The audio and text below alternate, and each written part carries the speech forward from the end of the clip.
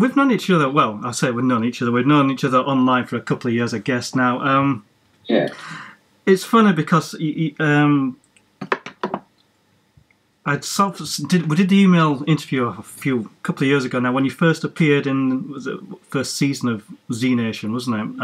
Yeah. But First before season, episode 6.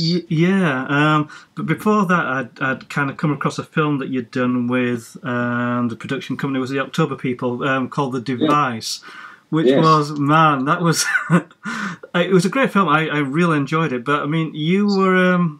You lost it in that film, didn't you? I think it's safe to say that you can't. The alien voices. For anybody that hasn't seen The Device, explain the concept of it, because it's a good film, and your performance, was. I say you explain it. You tell people about The Device. Yeah, well, it's a story of these two sisters who one played by my wife, Angela DeMarco, and Kate Alden is the other actor, and they are. Grieving their mother's loss, and what they are doing is they are on, hold on one moment please, sorry about that, they're on a road trip to go and bury or scatter their mother's ashes. Yeah. During this trip, they come across this strange black orb. It's like just a small, innocuous looking black ball that my character Calvin decides he gets a little interested. In the beginning, he's interested, and later he's obsessed, and later on, still he's desperate, and he's pretty much taken over by alien thoughts in his brain. Yeah. But he brings this device back to the cabin with them, and proceeds to spend more and more time with it, obsessing over it, thinking about it, trying to get it to break open, because it's strange. It does kind of moves on its own, and it's very mysterious. And it turns out that this device is actually a kind of a homing device or a beacon for extraterrestrial life. Yeah. And the aliens basically are coming to this device, and so it's a story about a relationship between two sisters, and it's also really a story about how obsession can kind of tear apart a relationship. Yeah. Because Calvin goes down the wormhole of obsessing about this device, his relationship with his wife goes completely out the window. Yeah, who's played by your real wife, yeah? Angela. My real wife, Angela DeMarco. So how did she take this? Because you were a bit nasty to her in the film, and let's face it. I mean, was that just an excuse to take out that, the real life? Repressed white anger? No, it was. Obviously we've been acting for a long time, and so we understand the importance of being safe on set, especially when. Emotions get very heated, or there's any kind of implied violence or stylized violence. Obviously, safety is a priority. So I told her that, especially in one scene, when Calvin really kind of turns the corner and the device is missing, he can't find it, and he's basically accusing his wife of stealing it or hiding it away. So he comes home and basically loses his mind and gets in her face and yells right at her, and I have kind of a Nicholson moment with her. And it sounds like great marriage therapy to me. I don't know about. I told her. She told me later that it was quite frightening for her. Right. Because, when we're married, and that's usually that's a side of myself that that usually doesn't come out, because. We're a happily married couple. It's not to say we never argue, but to the extent that, where Calvin goes in the film is certainly much more dramatic and theatrical than I ever go in my real life. So, I mean, it was after I saw that film, and like I say, I enjoyed the film, enjoyed The Device immensely, and then I saw at that point then, in fact, I think you popped up in ZNation. I thought, I know this guy. I was like, so originally, how did you, because it was season 1, wasn't it? About episode 6 or 7, so really early 6. On. And you played, you explain what you played. So, I mean, it was quite early on. Resurrection Z, wasn't it, the episode? It was Resurrection Z, I played, basically...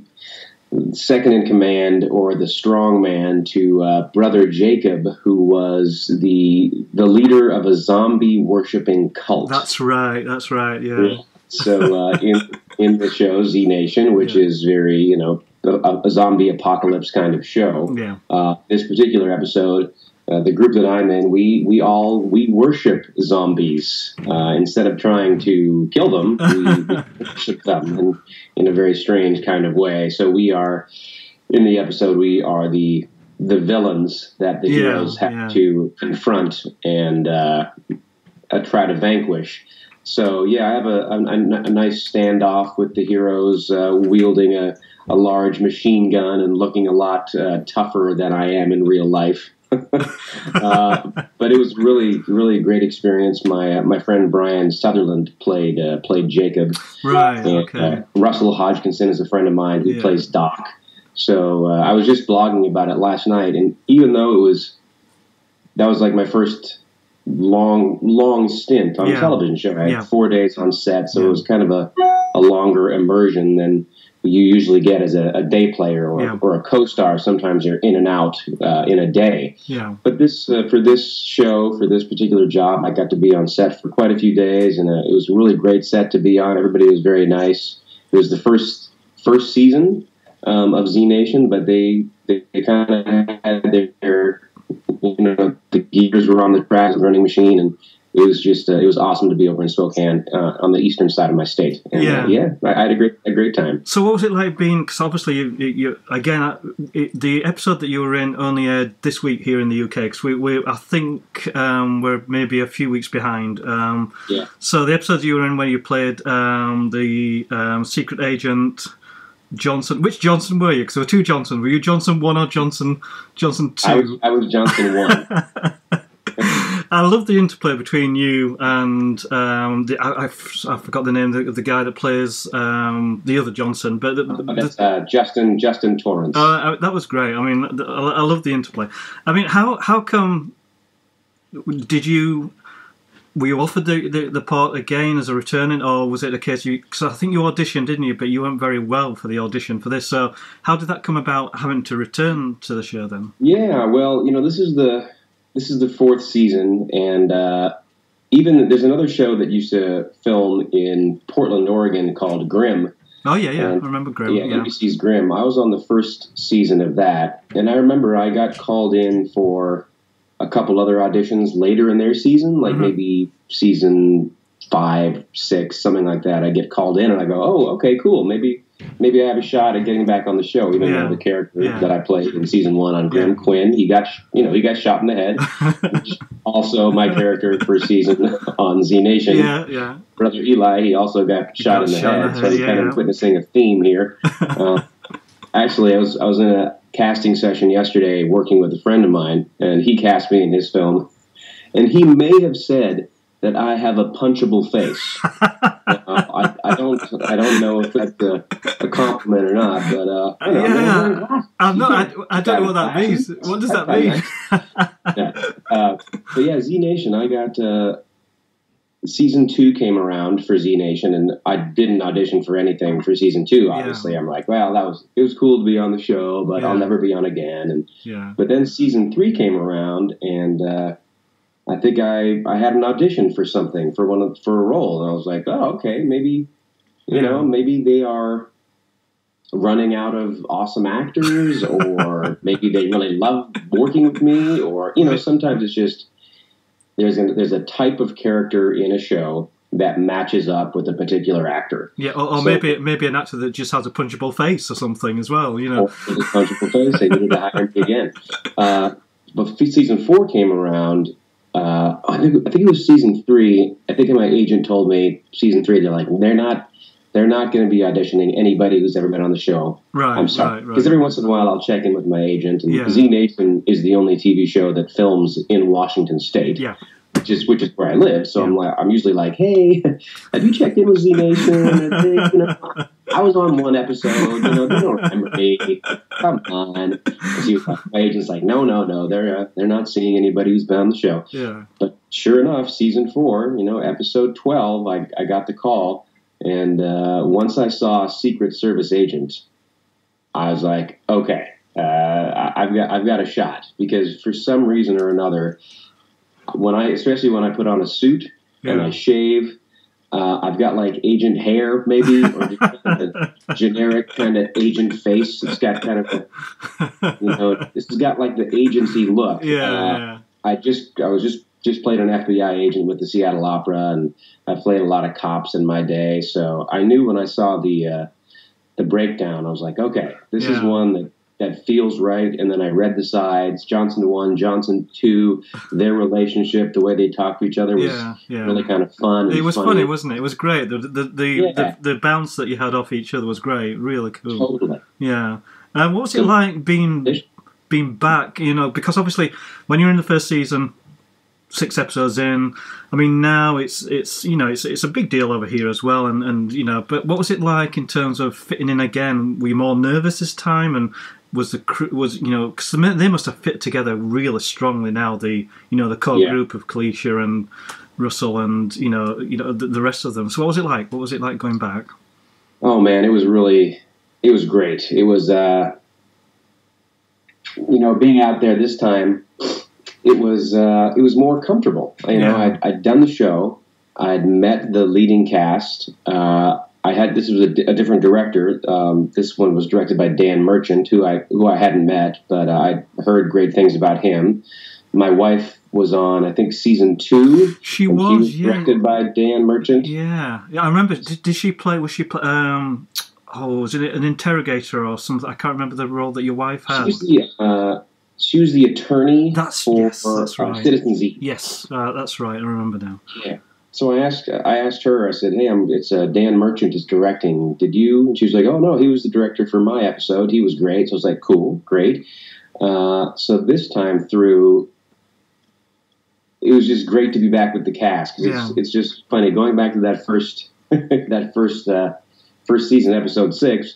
My big scene is like me wielding a machine gun at the cast. Yeah. And then my first scene in this latest episode, season 4, episode 12, the first thing I do is point a machine gun at the cast again. And so I'm like, hey guys, remember me? Here I am. I'm back again. Same old guy. A little bit more dapper this time. I got sunglasses, upgraded to a suit.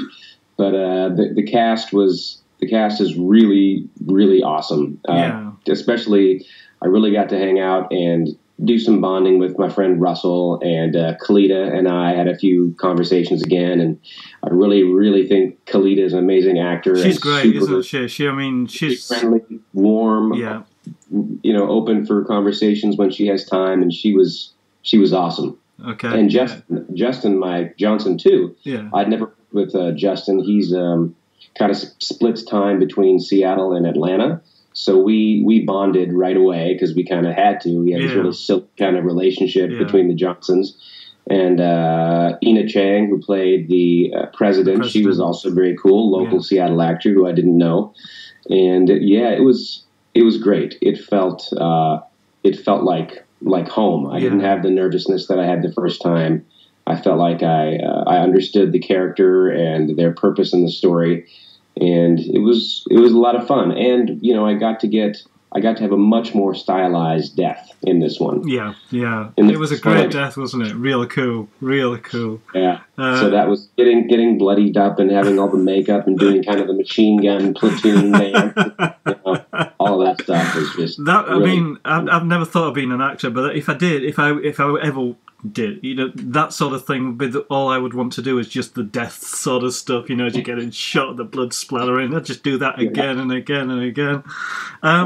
So, because I think ZNation's been taken up, hasn't it, now for the 5th season? I think it was recently, only in the last few days. So maybe next season you'll be back again, and maybe season after. So. Just keep checking on you, just to keep telling your agent, anything this week. I'll just keep sending him my headshot. Hey guys, come on. Put makeup on me. Turn me into a zombie. I'll do anything. There seems to be quite a sort of a scene in sort of your area, because there seems to be a lot of stuff happening, bits and pieces. I mean, what's it like in terms of Seattle and the Washington area? You talk about ZNation, obviously, but there seems to be quite a lot happening in terms of independent film. Would that be fair, or? Yeah, I mean, there's a lot of really great creative people that live in Seattle, filmmakers, actors, producers. We get our fair share of kind kind of up and coming film directors who will work for a while and like on the level of The Device, like around that kind of budget level. There's quite a few films that are being produced at that price point, which is nice, which means, you know, paid work for local actors. I think that a lot of times, you know, as I'm sure you know, actors are always struggling, starving artists. So to be a kind of to be a working actor and pay your bills and live in Seattle, you kind of have to be good at a lot of things. You kind of have to dance between film, TV, commercial, corporate, maybe do some theater, maybe do some voiceover. And my friends, myself included, we are also teaching artists. I've seen the teaching stuff that you've done. How rewarding do you find that? Or is it something you're doing as a kind of just to pay the bills, or is it something that you would do regardless of how wherever you? I would do it regardless. I mean, there's so many actors of every single age who, for one reason or another, get inspired to want to act, to want to either. I mean, obviously, there are a lot of reasons why people want to get into this career, and we try to tell people very, very quickly: don't think about the fame and the fortune, and get your, you know, keep your feet on the ground. And if you like acting because it makes you feel alive, or you like it because it gets you out of yourself and lets you explore your fantasy and your imagination. If you just love to do it, and if that is your kind of focus and your thrust, you're fine. But if all you really want to do is kind of make it, and if you get kind of too obsessed with the celebrity aspect and all of the red carpet stuff and the popularity, that's the mythology of the whole thing. It's like that is like the 1%. Most actors like myself and, you know, the friends that I have in Seattle, because I started acting in 2000 in the Seattle industry, doing mostly theater. And we're all just kind of working. We just have jobs. Our jobs just happen to be in the acting industry. So we're bouncing around from one gig to the next, unemployed, theater gig. Oh, voiceover job. Oh, cool commercial thing for a day or two. Oh, 4 days on a TV show. 6 days on a film. And then maybe that's it. How do you find the auditioning thing? I mean, it's one of the reasons, well, not one of the reasons, I probably couldn't act to save my life, but one of the things that would put me off would be the having to put myself out there at an audition and then taking the, well, rejection would be, I don't know, but, you know, how do you cope with that? Does it get easier when you don't get a part that you think maybe you've nailed or something, you know? It does get easier, and that's, you know, going back to the teaching thing, that's one of the things that we always tell our students is every time you have an opportunity to audition, that is an opportunity to act. You know, it's a very small performance. You have a chance to go into a room in front of a very small audience, sometimes of only one, and you get to present a character in a context, and you get to use whatever tools you have to kind of bring that scene to life. And it might only be 2 minutes at time. But if you really are passionate and you love acting, then it can be rewarding every single time you do it.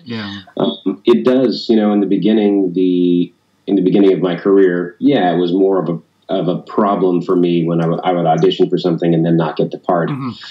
But most of the time now, as long as I really put in the work, if I really think about it and prepare and put in that effort and then come in and do my best, then I can just walk away and go, I did the best version. I did what I wanted to do based on my interpretation of the script. I got in the room, and usually how it works, if you're lucky, is you go in and you do your thing. I like to call it the magical acting show. You do your magical acting show, and they go, okay, great. And then they give you a little adjustment. They say, hey, try it this way. They redirect. And then you do it again. And then you're like, okay, bye, thanks. And then you walk out, and then you go get a coffee or a milkshake or a hamburger or whatever makes you feel good. Something like, celebrate that victory. And then you just have to move on. And if you get the call and they offer you the part, then awesome. But if you don't, you know, you got to continue building a relationship with somebody that maybe you've met for the first time, or maybe you've known them for a while. They get to see your work perhaps in a new way. Because it's just all about building relationships and putting your talent out there, and you just keep putting it out there. Yeah. You just keep going. You keep showing up. You keep showing up, and eventually, if your brain and your heart are in the right place, and if you have good people kind of in your corner that are supporting you, you're going to book jobs. Yeah, am I right in saying, because I think talking about the auditions and putting the best thing out there is, I think I read in some of your information that the audition for ZNation for this series, you weren't particularly in the best of health. In fact, I think, didn't you described as snot coming out of your nose? And there was occasionally, like, I'm typically a fairly healthy person. I don't get sick all that often, but my allergies get really bad every now and again, and it's kind of unpredictable, and it'll just kind of hit me, and it'll be too late to take some kind of over-the-counter medication, and this was just one of those times where it hit me, and it's literally like nose is running all day, blowing my nose all day. That particular day, I'm like walking around with a roll of toilet paper. I'm like going into the audition area, and I'm like blowing my nose and wiping my nose and washing my hands. And so I had to go into the casting room. Not like being in the lobby with your tissue. That's one thing, but I couldn't. I had to bring it with me. I mean, it was that like it was just pouring out of my face. It was awful. So I walk in, and I'm like, hey, I'm not contagious. I'm not sick. my allergies are killing me. And they're like, whatever, just go stand on the mark and do your thing. And I was like, okay, good. But it's also weird. I've done some theater shows, and this is probably adrenaline. Like when an actor will be, like in my real life, if I've been in a play and I've been sick or physically ill with a cold or something a bit more serious. But when you start performing, it's almost like the cold kind of subsides for a minute. It's like the illness, the fogginess goes away. Yeah. And then once the curtain drops, then you feel like crap again. I totally agree. Because I teach, my day job is I teach in a college, and I know acting and teaching. Well, sometimes some people say that teaching is partly acting as well when you're in front of a class, and that when you're perfectly correct. When that adrenaline kicks in, everything goes. And then when you come back, suddenly it hits you maybe twice as hard then, But you obviously nailed it, dribbling nose and everything. You must have done something right. And a runny, drippy nose wasn't quite right for the character. And I'm like, So I went in there, I'm like, okay, fine, just do it. I mean, the sides were maybe 2 or 3 pages, so it wasn't like I had to be, I didn't have to audition for 10 minutes. It was, okay, put the tissues down, go stand on the mark, do the thing, cut. Okay, good. And then you kind of wait for a second, and they're like, "Oh, okay, I'm still in the room. I'm still here. They want to talk to me. This is amazing." Okay, so then I get some information from them. Nike Imaru is the casting director over for ZNation. Come here, buddy. My dog just woke up. He's like, "What are you doing?" So then I gave it another whirl, and it was awesome. It was really right. It was one of those auditions where it's like, it just feels like this makes sense. Not only the character makes sense, but again, for my particular type and the kinds of roles that I go out for, this was right in my wheelhouse, my power zone. And so I had a great audition, and I walked away going, all right, well, if they like me, runny nose and all, then I'll probably get a call. I was going to say, maybe the secret is basically just to take tissues and, have an illness each time that you audition. It seems to work, exactly. So go for it. Maybe that's part of my charm, is the vulnerability of the guy that's cold. Am I right in saying that you're currently directing a film? Is the Parish? Is that, or are you in the process? Yeah, because you just finished it. Yeah, we finished on December 18, so we are now in post-production, and that was a journey. Was that the first time you've directed a film in this format? I directed a few short films prior to The Parish. I'd done quite a bit of producing, so I've been on feature films as a producer and, of course, as an actor, but... directing is a whole other bag of tricks, and I had a really great team and a lot of support around me, which definitely helped. But it was hard. It's really hard. I mean, I love talking to actors and helping them get a great performance. But it's so much more than that. It's also, okay, our location, we just lost a location. Now we have to move to a new location, and now I got to create a whole new shot list because we have a new location. Or what is the best kind of way of telling the story based on camera angles for every single scene? And what is this color wardrobe right for this mood, for this environment? Oh, what about this color wardrobe based on what the other character is wearing, and how does that tell the story psychologically? So there's so many things in my brain for those 3 weeks. I think my brain was moving so quickly that there was probably smoke coming out of my ears.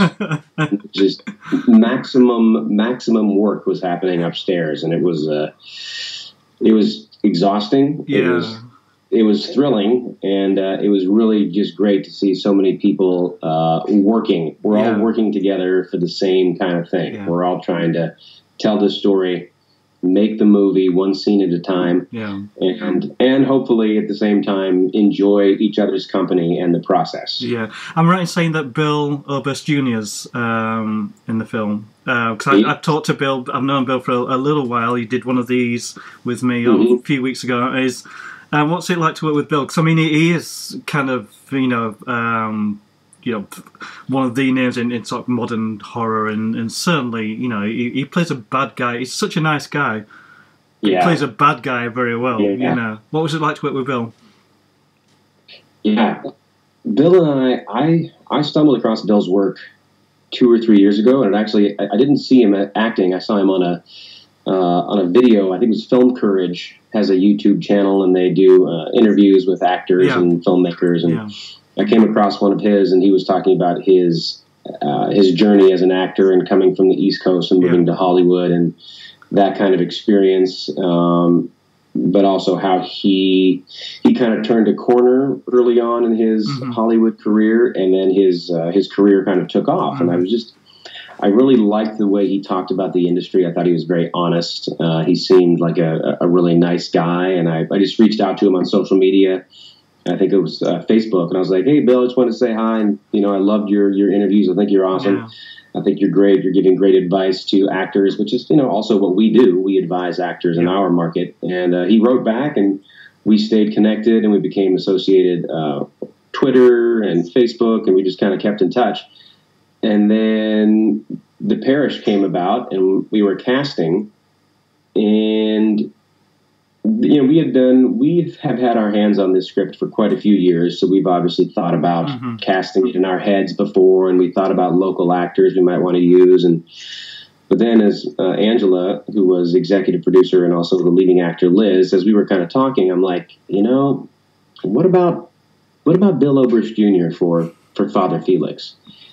She was like, well, I think that'd be awesome. So I reached out to Bill. I said, "Hey, Bill, how's it going? I know we don't know each other that well, but directing a movie, first-time director. So warning, first-time director. But I have the script. I'd love to have you look at it."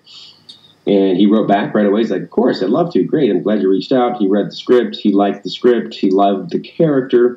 And what was nice is that, without giving anything away, he's not a villain. He's not a villain in my movie.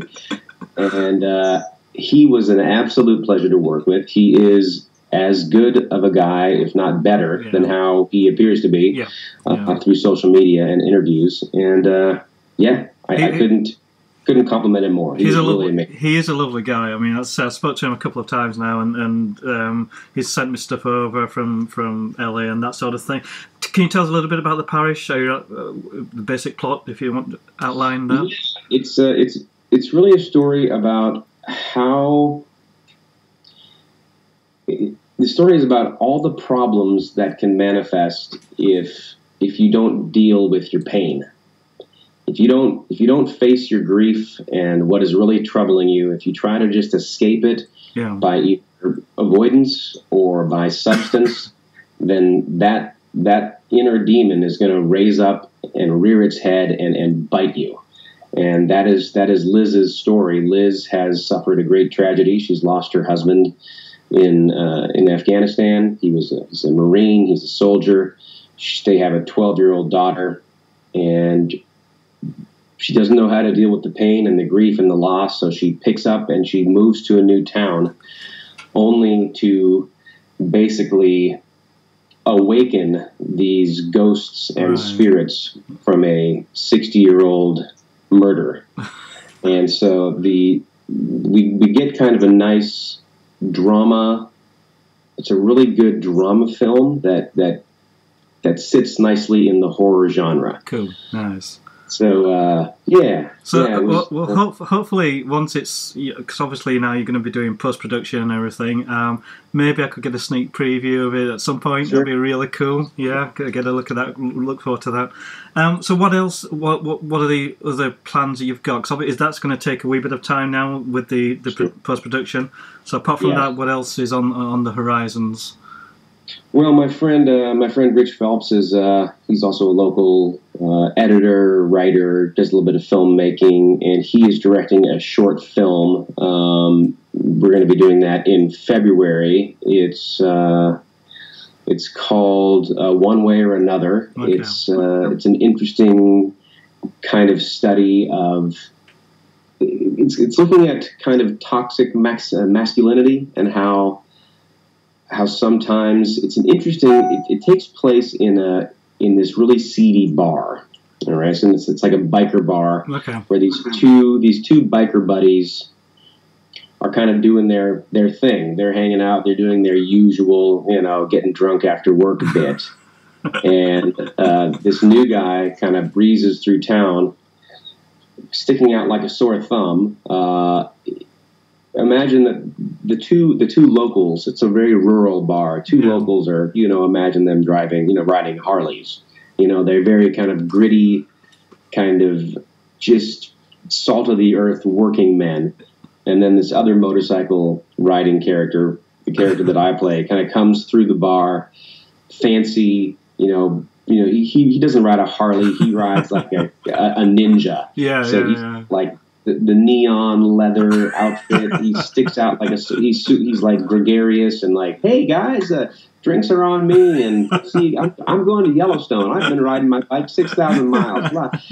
And these guys are so kind of aggravated by this new kind of visitor to their world that the older guy decides, you know what, we're gonna go outside and maybe rough this guy up and take his money and send him on his way. It's that punchable face, man. It's that punchable face. That's exactly why he cast me. And needless to say, there's resistance from one of the characters. One of the guys is like, I don't want to do that. And then something happens between the two of them, and you'll just have to watch. You'll have to watch the short. That sounds great. It sounds a good premise. Yeah, it's really interesting. It's an interesting look at how men get along, how men relate to each other, and it's an interesting look at violence in our culture and how it's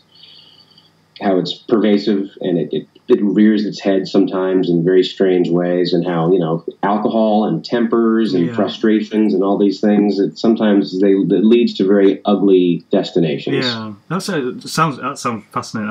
I will look out for that one. Before I finish off, I just want to mention one thing, which is not related to movies or anything. The great thing one of the things about social networking and Twitter, because I catch a lot of the stuff that you put on Twitter. Is you can find out a lot about people without actually needing to do much. And I noticed that you're a Seattle Seahawks fan. Would that be correct? Yeah. I think I've seen. Oh God, I didn't see the bit there. Okay, right. Because I mean, football, or American football, as we call it over here in the UK. Sure. It is quite big over here. And I'm a bit of a fan myself, but I'm not a fan of the Seahawks. I'm actually a fan of the Patriots. I knew you were going to do that. I knew it. It's okay. Everybody's allowed to, love whatever they want to love. And I can feel the hate coming through. It's okay. That was the hardest. I mean, even when I think about that game, I'm sorry. That was bad of me. It was. I just keep thinking about like Marshawn Lynch not getting the ball. Yeah. I just keep thinking about when Russell throws it towards Lockett and that other guy steps up and he I was like, no. Yeah. Well, I mean, I watched. Sorry. The worst ending to any. Being a Seahawks fan, I was a Seahawks fan in the 80s, and so I suffered through a lot of really bad years. Yeah. And I grew up going, well, we're just going to be one of those teams that never gets a Super Bowl. Yeah. That's fine. Yeah. They'll compete occasionally, but Pete Carroll came to town, Russell Wilson. Yeah. I'm like, wow, this is cool. And we had a really, really great run, and a lot of people now are talking about that it's the end of an era. And should they trade Russell Wilson, and should Pete Carroll move on? It's like, we've had a lot of injuries this year. It's been a tough year for you guys, hasn't it? It's been a tough. I mean, when sort of American football came over to the UK on TV, this was back in the 80s. And the reason I became a Patriots fan is simply because they were the first team that appeared on it was the first game that was on our TV. And the Patriots at this time were pants. I mean, I think the reason why I like Patriots, because I think they had an English kicker at the time, John Smith, who used to kick barefoot. He used to kick his left foot. He had a shoe.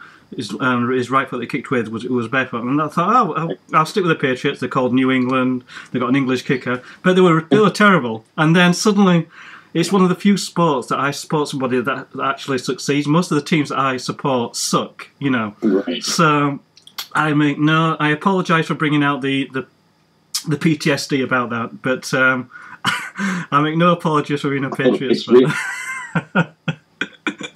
Sorry, I'm sorry to mention that. I'm sorry to mention that, but that was it was a great night for me. Terrible night for you. I'm sorry. I know. I forgive you. It's probably a good job I left that till the end and not right at the beginning, or else you might have just hung up on me, and then that would have been. I would have just click. Can't talk to Patriots fans. Okay, listen, David. Honestly, God, thanks for your time. I've enjoyed the work that I've seen you over the last few years. And I wish you the best of luck with the Parish. I'm really excited about seeing that with the work that you've done with Bill. Enjoyed the episode of ZNation the other night. That's fine. So, thank you for your time. Thanks for the time that you give me. Have a great Christmas, you and Angela. Hope things go well, and I hope the Seahawks pick up. And I'm sure next season. Yeah. You never know. Okay. Thanks, man. Thanks for your time. Do appreciate it. Awesome. Okay. Thank you. Cheers, mate. Bye-bye.